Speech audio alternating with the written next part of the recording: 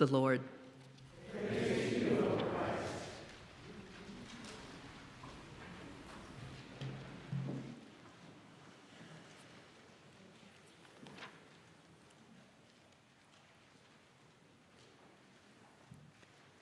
How dear to me is your dwelling, O Lord of hosts. Even the sparrow has found a home, and the swallow a nest where she may lay her young by the side of your altars. Happy are they who dwell in your house. I have a book of the Psalms in my shelf in my prayer table at home, and it has an image, a wood block print for every single psalm, all 150. And one of my favorite ones is the wood block print of Psalm 84 in that book. It has an image of the nest of a sparrow and her young nesting in the door frame of the temple in Jerusalem. And then it has the image, the words, even the sparrow has found her home around the door frame. I think about that concept that the psalmist is bringing up, that sense of how wonderful it is to find a place, find a home, and to have that home be in God, in the house of God.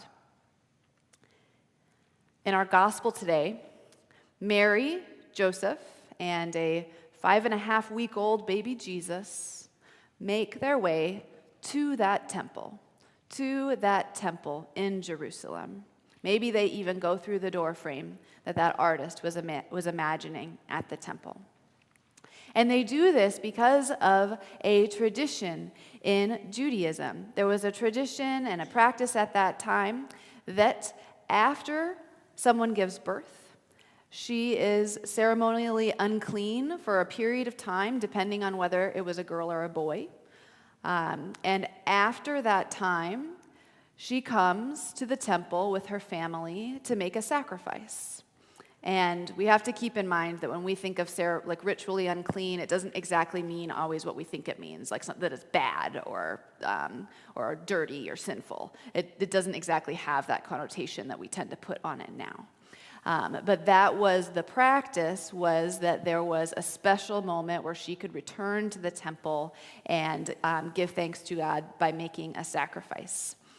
And so that is happening here in this text in our gospel reading today. When the days of her purification are completed, she comes to the temple, whether it's a boy or a girl. Then there's also the tradition that we see in the book of Exodus, where it says, the Lord said to Moses, consecrate to me all the firstborn, whatever is the first to open the womb among the people, among human beings, and among animals is mine. So animals, people, the firstborn always is dedicated to God. It reminds me a little bit of the stewardship practice of giving your first fruits to God. The first gatherings of the harvest are given to God in thanksgiving. And some folks choose to do their stewardship that way. Their first thing they do with their paycheck is give a portion of that to the church or to other organizations they care about out of gratitude to God to dedicate their first fruits. And this, interestingly, applied to people as well at this time, the idea that the firstborn was dedicated to God. So both those things are happening. This sacrifice being made on behalf of Mary as she becomes able to enter the temple again after having given birth, as well as Jesus being consecrated or dedicated to God. And of course, there's a bit of a stir at the temple because a few people speak up and say amazing things about Jesus. Both a female prophet and a male prophet speak words of amazement and gratitude about this child who has come to liberate them and liberate their people. This story reminds me a little bit of the baptism story of Jesus, which we had in worship a few weeks ago, even though Jesus was an adult. So the timeline is a little bit messed up in our lectionary. But we had the baptism story a few weeks ago, and that same thing happened where Jesus partook in a ritual of his tradition, and then amazing statements were made about him. In the case of baptism, "You are my son, the beloved. With you I am well pleased." My favorite sermons about that baptism story involve inviting us to recognize our oneness with Christ in his baptism, and that following Jesus is not simply looking upon him with awe and saying, "Wow, isn't that cool that Jesus is the beloved one of God?" But actually recognizing that following Jesus is for us to become like Christ, and that same thing happens in our baptism, that God speaks, that we are God's child and God's beloved. So I follow that through to this story, the way that Jesus is being set apart. Jesus is being consecrated to God, dedicated to God. And I think about us and how we too might be like Christ in that. We might be dedicated to God. Our whole selves might be dedicated to God. So this week I've been thinking about what that means. What does it mean for us to be dedicated to God, to dedicate ourselves to God? And a couple things came to mind for me, probably similar things that would come to mind for you. The idea that we are focusing our lives on serving God. You think about like the dedication of a book at the beginning of the book. This is dedicated to. It's that this is all, it has this wider good, but it's mostly dedicated. It's this special offering to someone. So this idea that our life is a special offering to God, that it is at our heart, it is for God. I think about the way that it encompasses every aspect of my life, that it encompasses my work, my family life, the way I spend my time, the way I spend my mind's energy, what I think about, what I put my attention to, what I do with my actions, what I do with my money, what I do with all the material resources that I have.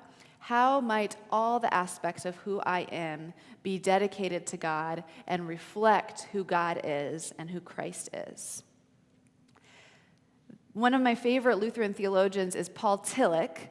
Maybe you've heard of him. And he talks about the concept of an ultimate concern. And he explains that everyone in life has the ultimate concern. They have something that's the most important thing to them that trumps everything else. The thing that they're dedicating their life to, that everything they're doing is oriented around. And we're not always conscious of what that is.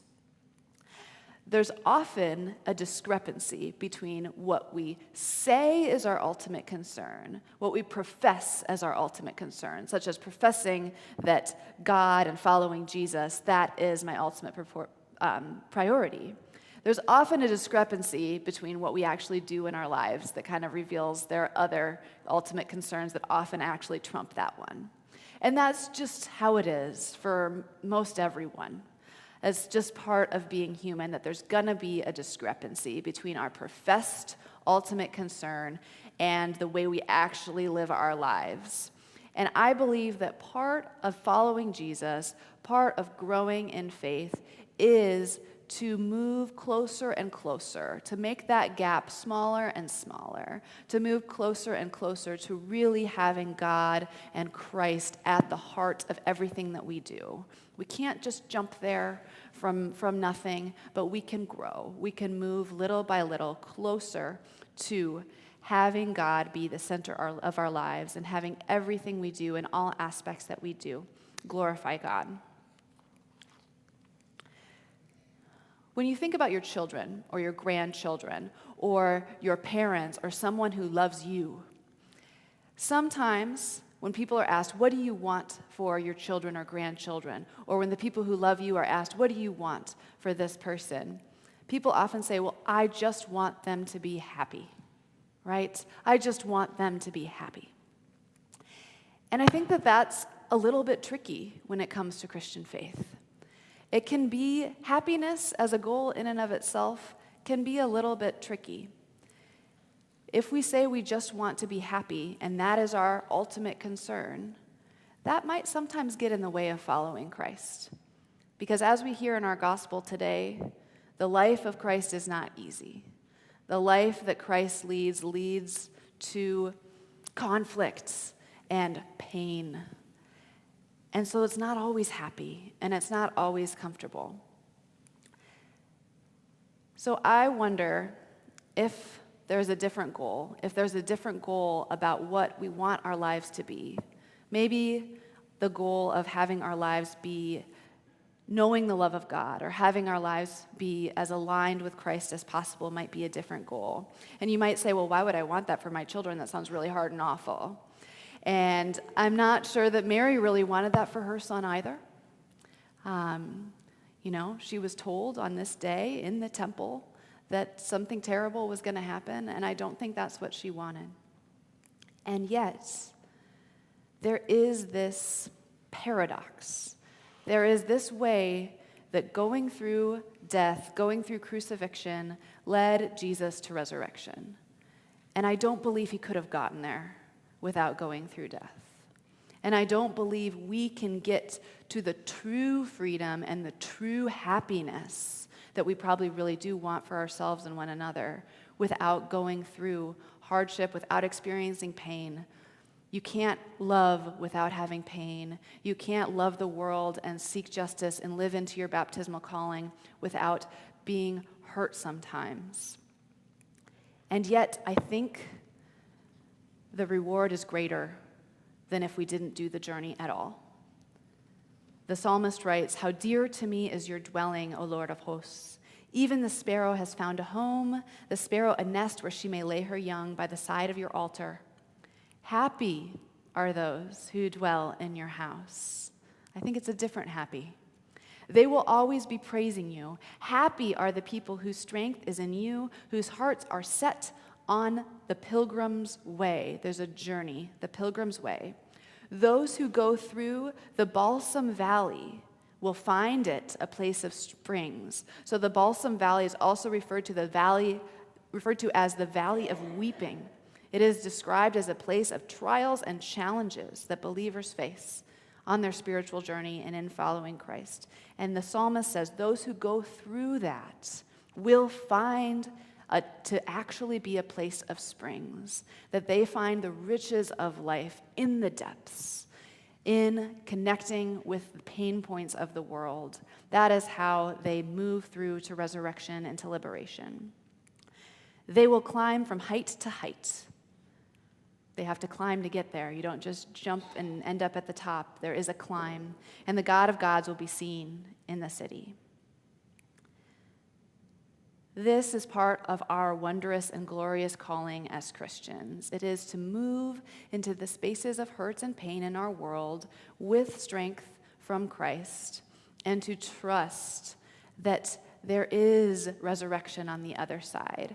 To trust that actually not trying to worship what is comfortable or secure or fun in the moment, that actually going deeper will lead to a much deeper joy and the kind of life that we would want for our children, for our grandchildren, and for ourselves.